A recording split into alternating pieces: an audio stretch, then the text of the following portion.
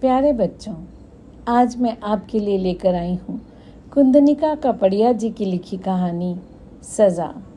यह एक ऐसे शिष्य की जुबानी है जो अपने अध्यापक की झूठी शिकायत करता है। शिष्य का पश्चाताप, अध्यापक की समझदारी और विवेकशीलता सब हृदय को छूने वाले हैं। आइए सुनते हैं कहानी सज़ा।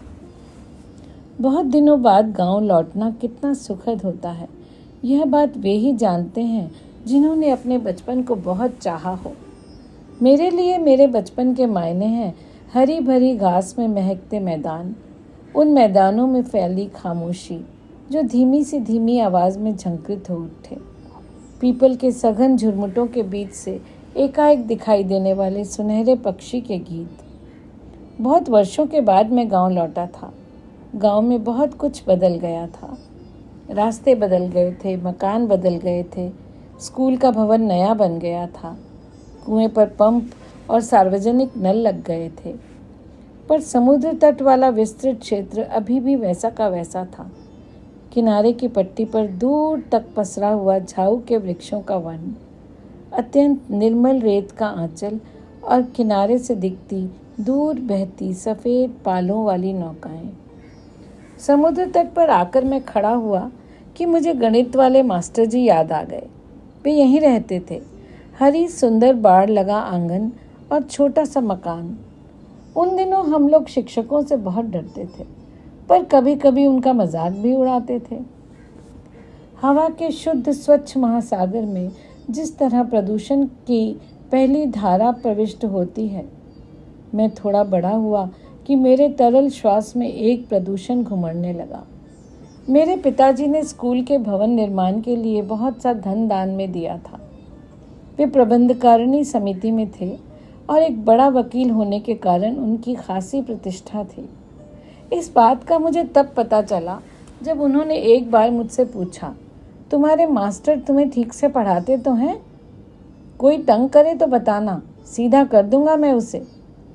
पहले तो मैं स्तंभित रह गया कि नाटे कद के दुबले पतले मेरे पिताजी हमारे ताकतवर हट्टे कट्टे मास्टर जी को कैसे सीधा कर सकेंगे।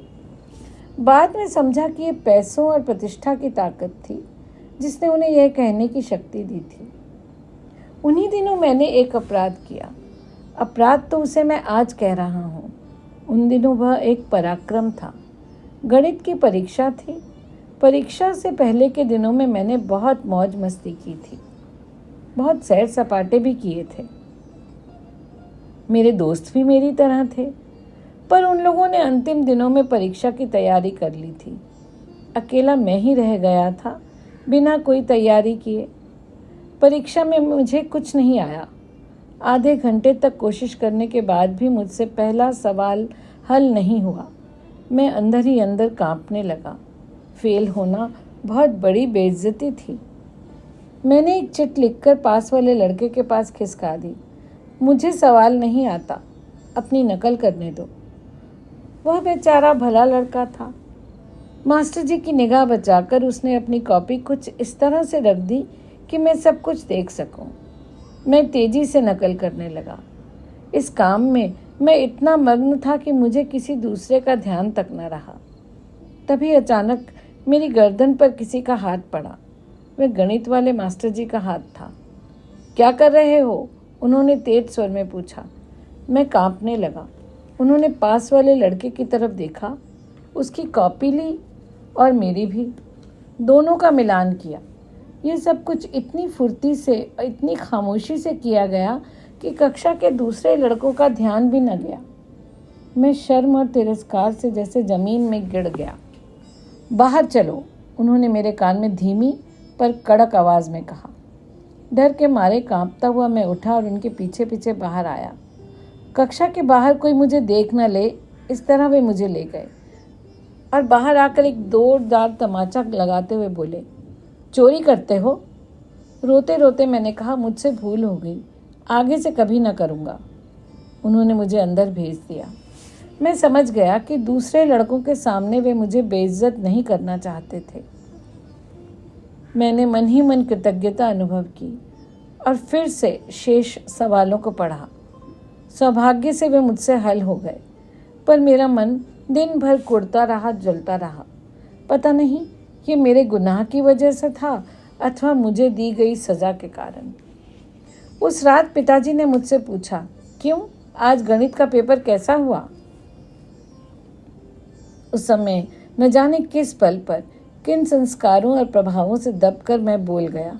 सवाल तो सभी आते थे मुझे, पर मास्टर जी ने अकारण मुझे कक्षा में परेशान किया, इसलिए मैं उलझन में पड़ गया।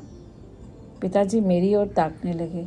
अच्छा, किसने परेशान किया, कैसे किया? झूठ के रास्ते पर मैंने अपना घोड़ा दौड़ा दिया था। अब लगाम मेरे बस में नहीं थी। मैं बोला, ऑफिस में बुलाकर बिना बात मुझे तमाचा मारा। पिताजी ने आश्चर्य के साथ पूछा, बिना बात मारा? मैं नितांत धृष्ट बन गया था। हाँ, बिल्कुल बेबात।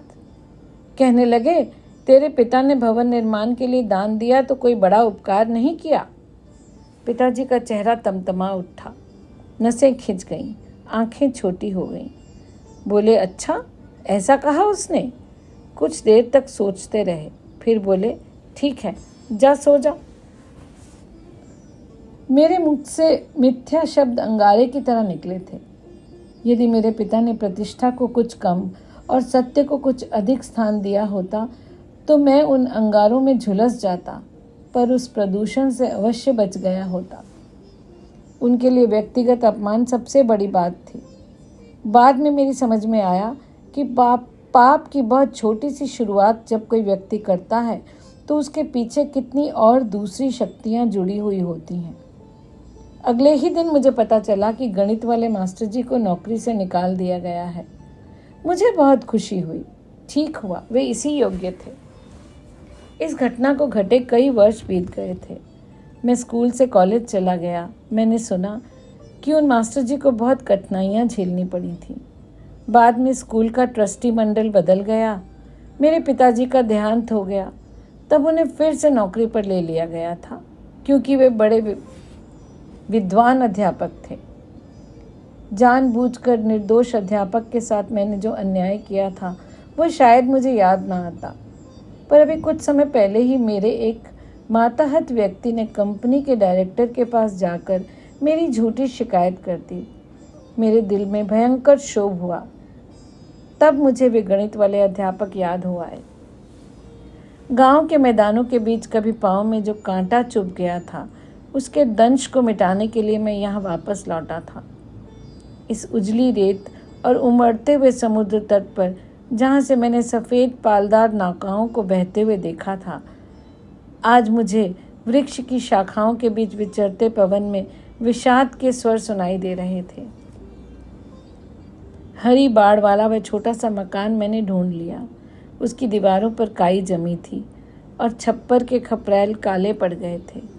मकान के बंद दरवाजे के सामने मैं कुछ देर तक खड़ा रहा, अंगारों की तरह दहकते हुए उन शब्दों को याद करता जिन्हें मुझे जला डालना चाहिए था, पर मैं जला नहीं था।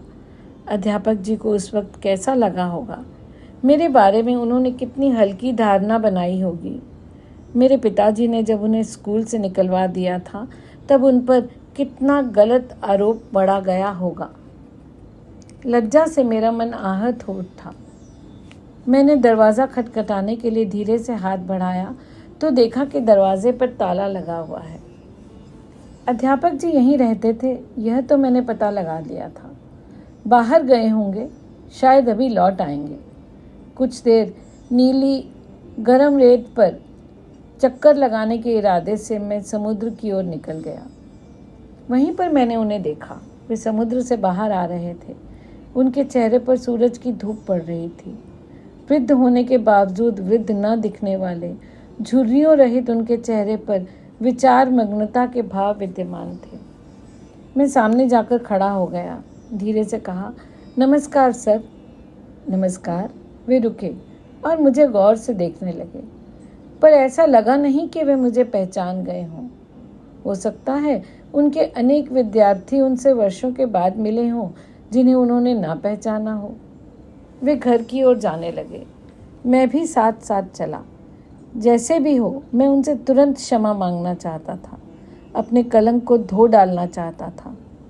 उनके घर की ताज़ा चमकदार हवा में धुएं की हल्की सी रेखा भी घुसने नहीं देना चाहता था। सर, मुझे पहचाना? मैं विजय वकील। आपने मुझे पढ़ाया था। मुझे लगा अपना सरनाम वकील बताते ही उन्हें सब कुछ याद आ जाएगा, अन्याय, अपमान, रोष। पर मैं उनसे क्षमा मांग लूँगा, सच्चे दिल से उनका उलाहना सुन लूँगा। बहुत ज़रूरी था, उनसे भी बढ़कर मेरे लिए। वे थोड़ा ठहरे, फिर से मेरी तरफ देखा, अत्यंत निर्दोष भाव से बोले, विजय वकील, याद नहीं आता? तुम मुझसे पढ़ते थे? किस वर्ष में? मैं अत्यंत शर्म और संकोच के साथ बोला, जी मैं विनोद राय वकील का बेटा हूँ। एक क्षण के लिए उन्होंने इस नाम को याद करने का प्रयत्न किया, फिर हंसकर बोले, कुछ याद नहीं आता, उम्र डल गई है ना, बहुत कुछ भूल जाता हूँ। लेकिन तुम कहते हो तो ठीक ही होगा। चलो घर चलकर साथ साथ चाय पीते हैं। क्या करते हो इन दिनों? कहाँ हो? मेरे पिता बड़े ही प्रतिष्ठित व्यक्ति थे। मैं एक कंपनी में मैनेजर था।